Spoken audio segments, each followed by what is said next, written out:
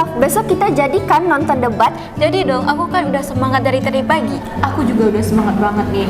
Kayaknya nih ya debat kali ini bakalan pecah banget. Bener sih, apalagi yang bakal bersaing tuh tim sering menang sama yang baru debut. Bukannya yang menang tuh kemarin tim dari Univ Barat ya? Enggak, katanya mereka kalah tipis sama tim baru ini. Tim yang kalah ini katanya terlalu lama mikir. Oh alah, aku baru tahu. Aku pikir ya yang bakalan jadi lawannya tim Cakrawala tuh tim dari Univ Barat. Soalnya kan mereka selalu bersaing kan ya? Kayaknya jurinya udah muak deh lihat mereka mulut tiap tahun. Oh iya, tadi dia ngabarin aku kalau dia bakalan ikut juga sama Helga. Wah, pasti bakal rame nih yang nonton.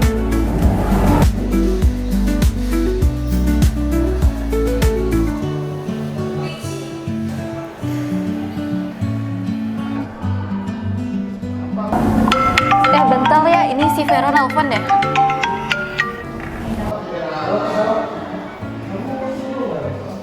Enggak juga, kenapa tuh?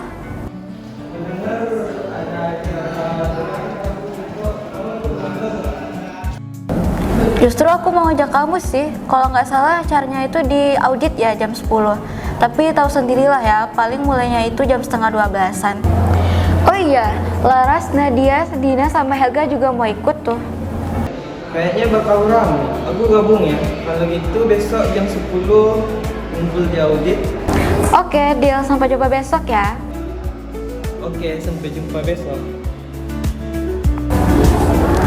Fix ya guys, besok tuh kita ngumpul jam 10. Terus si Vero juga ikut katanya.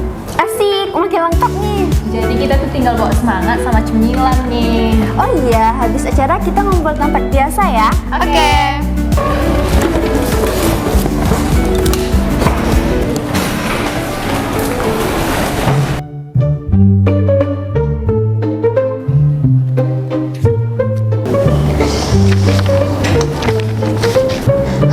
Kenapa sih Nasa kita gitu-gitu aja? Kenapa harus aku yang selalu jadi pembuka argumen? Aku panik tahu. Fokus kali lah. Kamu jangan ngeluh terus. Kalau kamu ngeluh terus, nanti bakalan kacau tahu di atas panggung. Please guys, kita ini tuh tim unggulan di kampus. Lagian juga yang kita lawan juga anak baru. Kenapa kalian pada panik?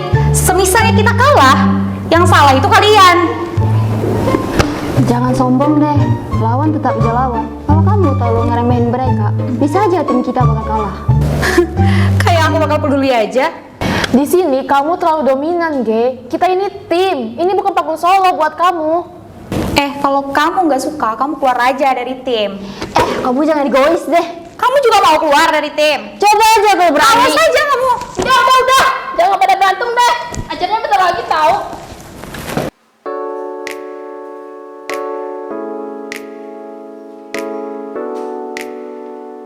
Aku masih ragu nih di bagian argumen. Kalau aku salah ngomong gimana?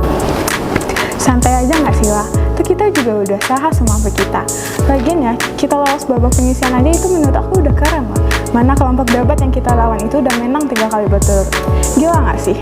Benar, kita debat bukan buat menang, tapi buat mencari pengalaman dan melatih rasa percaya diri kita. Betul, kita jalani ini semua bareng-bareng, jatuh bareng, menang pun juga harus bareng. Sepakat? Sepakat! Wah, ada apa nih? Kayaknya aku ketinggalan deh. Lihat, pahlawan kesayangan kita datang nih. Apa sih Maya? Tengok tuh lipstik kamu aja belepotan. Assalamualaikum warahmatullahi wabarakatuh. Halo semuanya, saya Aresa dan saya Diana. Selamat datang di final Ramadan Nasional Kampus.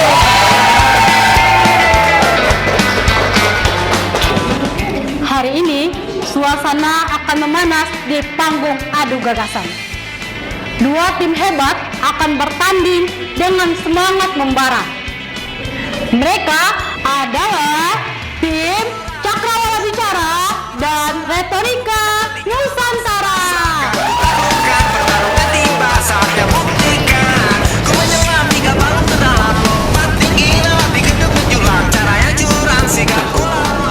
Kami persilahkan kepada tim pro untuk memperkenalkan masing-masing anggotanya. Halo semuanya, perkenalkan saya Gea dan mereka adalah rekan-rekan saya. Yang pertama ada Tina, Misha, dan Kalila. Kami dari tim Cakrawala Bicara siap adu argumen dengan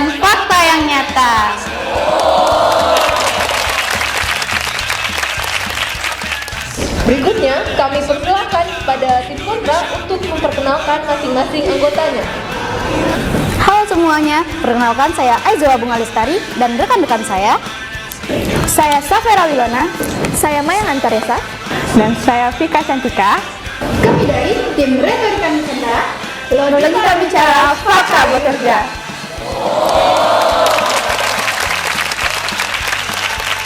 Tanpa berlama-lama lagi, mari kita mulai debat hari ini.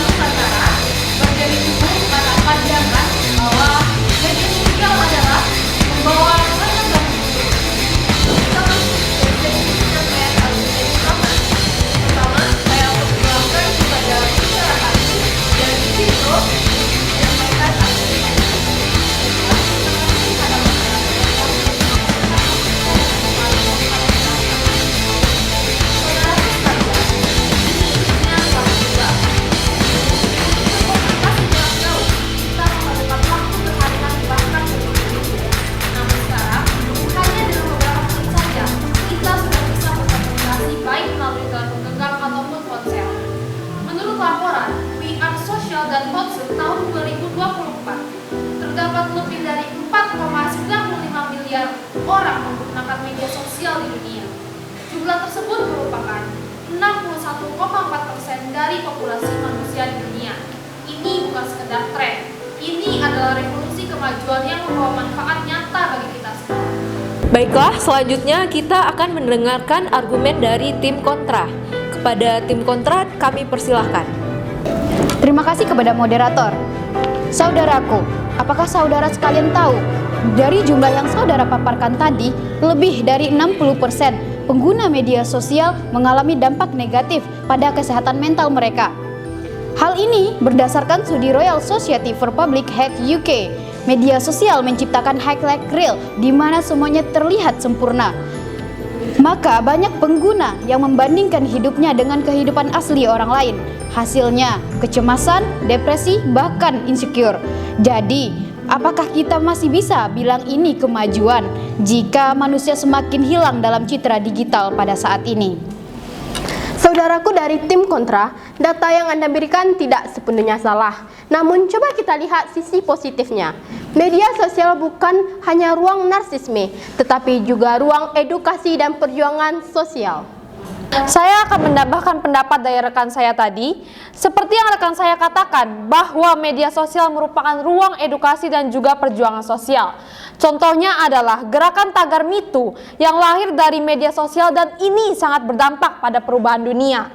Bahkan UNESCO tahun 2023 menyatakan bahwa lebih dari 70% remaja di Indonesia berkembang, mendapatkan pengetahuan dan juga ilmu dari media sosial ini.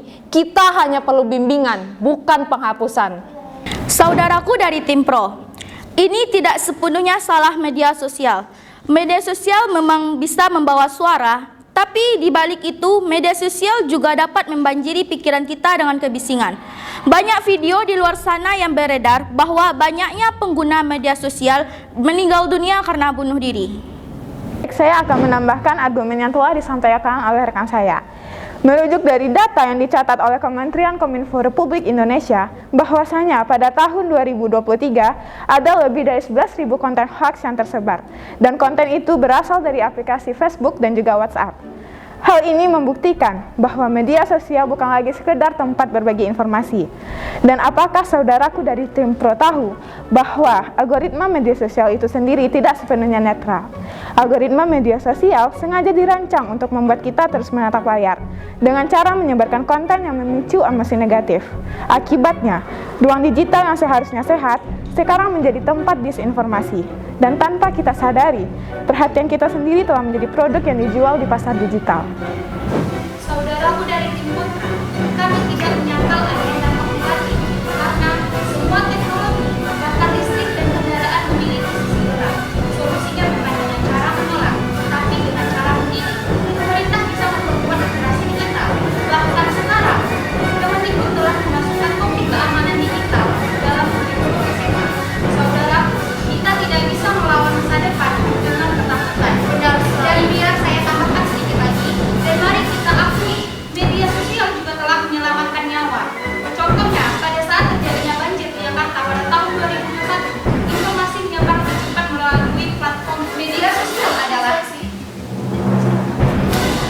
saudaraku, tidak semua orang benar-benar sadar sedang dimanipulasi oleh algoritma.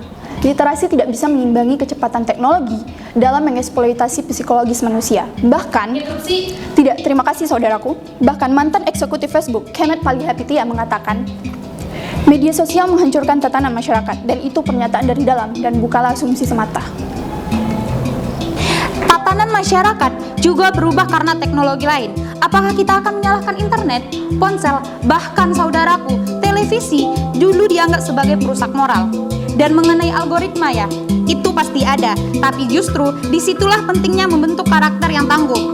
Tugas kita bukan menyalahkan media sosial dengan terus-menerus. Izinkan saya lanjutkan sedikit lagi. Karena poin pentingnya adalah kita tidak bisa menyelesaikan abad ke-21 menggunakan abad 19. Manusia memang harus bijak, tapi coba dipikir kembali saudaraku, kita ini sedang berhadapan dengan kecerdasan buatan yang dirancang untuk membuat kita lemah. Riset dari Harvard University tahun 2021 menunjukkan bahwa notifikasi, like, and komentar itu bisa memicu dopamin yang mirip efek candu narkoba ringan. Media sosial bukan lagi alat, ia dapat mengendalikan waktu, perhatian, bahkan identitas bagi diri kita. Memang benar media sosial bisa memberi pengaruh, tapi menyatakan media sosial mengendalikan identitas kita itu terlalu berlebihan ya menurut saya. Faktanya, laporan dari Pew Research Center 2021, sebagian besar pengguna media sosial adalah kalangan dewasa, mengaku menggunakan media sosial untuk memperluas koneksi, informasi, dan mengembangkan jati diri, di mana artinya manusia tetap punya kontrol. Izin menyanggah saudaraku, di sini saudaraku menyebut manusia punya kontrol penuh. Tapi bagaimana dengan kasus nyata seperti Molly Ruzer? Remaja ini meninggal setelah terpapar konten menyakitkan di media sosial yang mendorong pikiran untuk bunuh diri. Fakta ini menunjukkan bahwa kontrol pribadi tidak selalu cukup, apalagi algoritma justru menyajikan konten yang beresiko, yang memperburuk kondisi mental pengguna. Jadi, meskipun ada yang mampu mengendalikan, namun tidak semua orang, terutama remaja, mereka tidak punya kapasitas yang banyak untuk melawan efek negatif media sosial tersebut. Izin menanggapi, kasus yang Anda sebutkan menurut saya kurang relevan dengan dampak media sosial secara keseluruhan. Meskipun kasus seperti itu ada, tapi sangat jarang. Mungkin hanya 10% kasus itu terjadi. Kita tidak bisa menyalahkan platform. Jika kita tidak bisa, maka kita akan tertinggal. Jadi bagaimana maksud saudaraku dari tim pro? Apakah maksud saudara itu saudara tidak peduli dengan dampak negatif yang ditimbulkan oleh media sosial? Padahal media sosial itu dapat merenggut nyawa seseorang. Izin menyanggah, kami bukannya tidak peduli, namun hanya mengungkapkan fakta bahwa kasus seperti yang saudara sebutkan tadi sangat jarang terjadi. Skala perbandingannya sangat rendah dibandingkan dampak positif yang ditimbulkan. Jadi, dipersilakan. Terima kasih. Meskipun saudaraku dari tim pro menyebutkan bahwa media sosial memiliki dampak positif dengan skala yang lebih tinggi daripada dampak negatif, namun hal ini tidak bisa membuat kita tutup mata akan dampak negatif dari media sosial. Bahkan, sampai saat ini belum ada program yang efektif untuk menangani dampak negatif dari media sosial. Dari hasil riset yang dilakukan, masyarakat malah fokus pada lingkungan, bukan kepada media sosial yang menjadi bintang utama. Kita telah mendengar dua sisi, satu memuja potensi, satu memperingatkan bahaya. Namun dalam debat ini, tampak bahwa keseimbangan argumen lebih terjaga dari tim kontra. Sementara itu, tim pro meski penuh semangat dan ambisi, tampak kurang solid karena dominasi satu suara membuat rekan lainnya kurang terlibat aktif dalam sesi ini. Maka pemenang lomba debat kali ini adalah tim Retorika Nusantara. And I'm feeling good. I'm feeling good. Ini semua salah kamu. Kalau aja kamu gak salah ngasih argumen, kita gak bakal dibantah habis-habisan sama mereka. Udah apa lagi ya? Kita udah dari materi yang tapi dia salah ngasih argumen yang bikin kita jadi kalah. Terus kita bisa apa? Kita udah kalah. Kamu balik lagi ke panggung terus debat sama mereka. Udahlah, jadi debat kali ini tuh pengalaman bagi kita, buat kita belajar lebih baik ke depannya. Oke?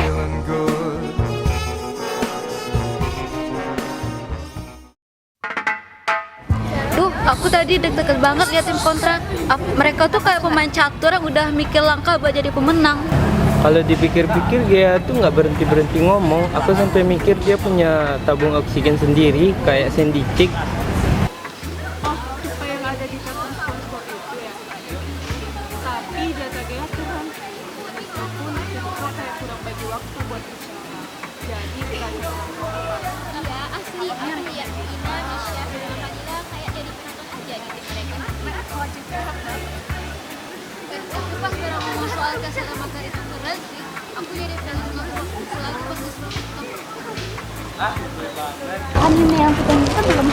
Guys, sorry telat ya. Tadi di gedung fakultas ramai banget sampai nggak bisa gerak lagi. Ada acara apa emangnya? Nggak tahu juga sih. Duh, panas banget lagi. Kami boleh gabung kan? Kalian tanpa disuruh duduk aja udah duduk. Ya udah sini gabung biar makin rame. Oh iya, gimana nih pendapat kalian soal debat tadi? Aku sih suka ya. Nggak mau ngejat ya, tapi Gea tuh kayak mau menang sendiri gitu loh. Kadang yang lainnya nggak kebagian mic buat ngomong.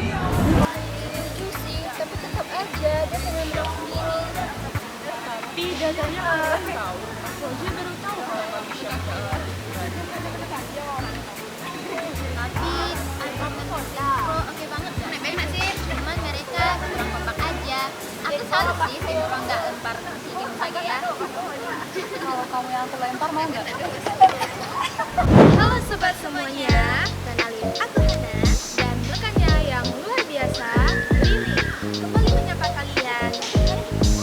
Nah, kali ini kami sudah berada di penghujung acara debat nasional antar kampus yang baru saja. Bener banget tuh. Acaranya mulai dari awal sampai akhir begitu memukau. Mereka benar-benar tampil out. Saling adu data, argumen dan logika. Penutupan acaranya penuh dengan sorak-sorai dan tepuk tangan dari para pendukung, peserta dan juga juri. Semua tim sudah tampil dengan baik dan tentunya dari yang terbaik adalah. Tapi dari semua itu, tentunya semua tim sudah tampil keren dan patut diacungi jempol. Nah, sebelum kita pamit, yuk kita tanya-tanya penonton yang telah menyaksikan acara debat kali ini. Halo semuanya, boleh kami nanya-nanya nih. Kakak yang di sini siapa namanya? Halo, nama aku Safira. Wah, gimana nih perasaan kakak setelah menonton acara debat yang telah berlangsung tadi? Gila sih, debatnya tuh seru banget. Aku sih suka ya sama energi tim pro. Terus Gea tuh ngomongnya tuh kayak ngebut terus. Cuman ya kasihan Misha, Tina, sama Kalila kayak nggak kebagian ngomong. Jadinya tuh main debatnya kayak satu orang aja.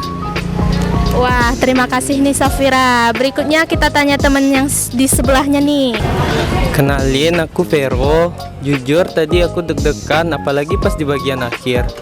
Tadi pas dia terus-terusan maju, Misha kayaknya pengen nyelamatin situasi. Tapi tetap aja argumennya kurang maksimal. Aku juga salut sama cara Zahwa nyerang argumen, tenang tapi menusuk. Tim kontra keren banget, wajar kalau mereka menang. Nah, kita telah mendengar suara hati dari penonton yang telah menyaksikan acara debat yang telah berlangsung tadi. Nah, itu dia teman-teman. Debat bukan cuma soal adu argumen, tetapi bagaimana kita belajar berpikir kritis dan juga saling mendengarkan. Nah, sekian liputan dari aku Hana.